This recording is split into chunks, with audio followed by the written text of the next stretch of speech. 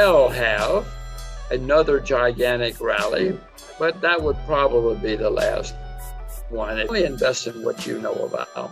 If you want to be successful, stay with. I just want to add that, you know, there's been a lot of pessimism around, as you well know. And in my experience, when there's huge amounts of pessimism, usually something happens to break the pessimism. We've had it in the last couple of weeks because the Federal Reserve has talked about, well, maybe we're not going to be so tough, or whatever it is. This is not a projection, but suppose there's peace in you. Often happens to break the pessimism. You have a big wave of optimism and a gigantic rally. Gigantic rallies have often happened at the end of bull markets or the beginning of bear markets. So we may well have another gigantic rally, but that would probably be the last one, if you ask me. Usually at the end of a long bull market, when you have a gigantic rally at the end, it's usually the end. I mean, if you can remember NASDAQ at the end of 1999 and 2000, I mean, it skyrocketed. It's something like doubled in 6 months or something, just as we were about to collapse. This is the way markets work, fortunately or unfortunately. So I just want to point out, when you have a lot of pessimism, start thinking about going to the other side for the end of the 1999, 2000, with that beginning of that bear market. It skyrocketed there at the end after a long secular bull market.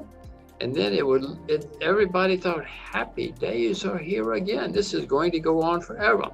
An interesting sideline. In 1999, I think that was the exact year, the Wall Street Journal, I mean, not some neighborhood newspaper, started using, with capital letters, the expression, the new economy, capital N, capital E.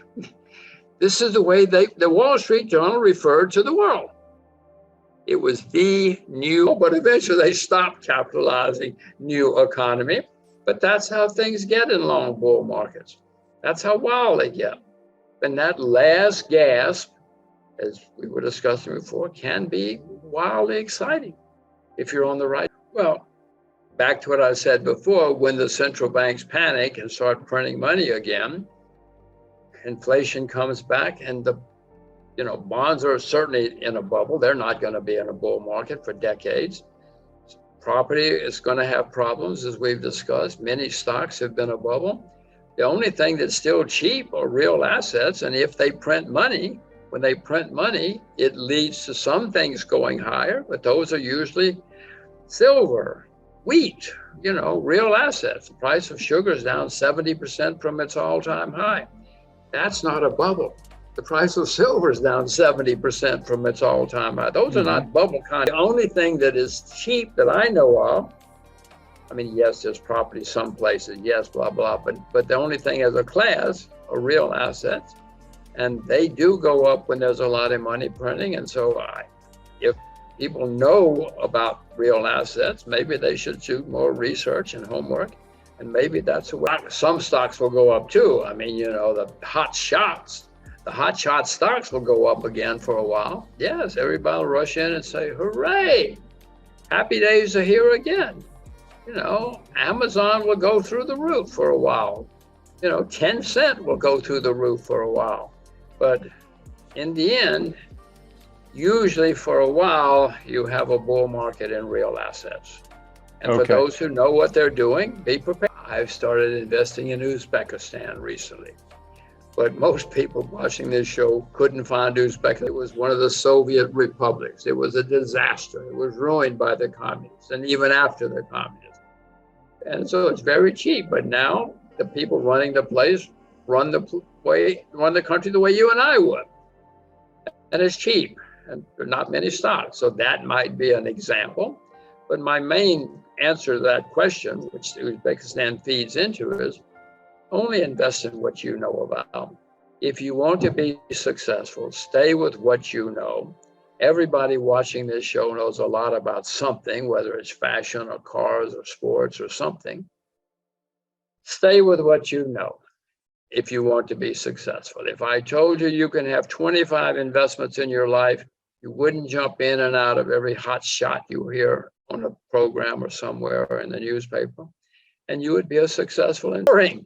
Go down to the bar on Saturday night and let them all say, oh my God, there's that guy again, talking about his boring stocks. Be boring if you want to be successful. Well, that's great counsel. And I just want to remind people, how successful your career has been as an investor, and, to get the pearls of what works from a guy like you, folks, listen closely when Jim speaks here. He's speaking from what has worked over the arc of his career. All right, Jim. So look, as we begin to wrap things up here, I am curious because I'm glad that several times in this conversation that you have flipped to focus on where the optimism in the story can be. You're not just a gloomy guy by wiring. You're not at all.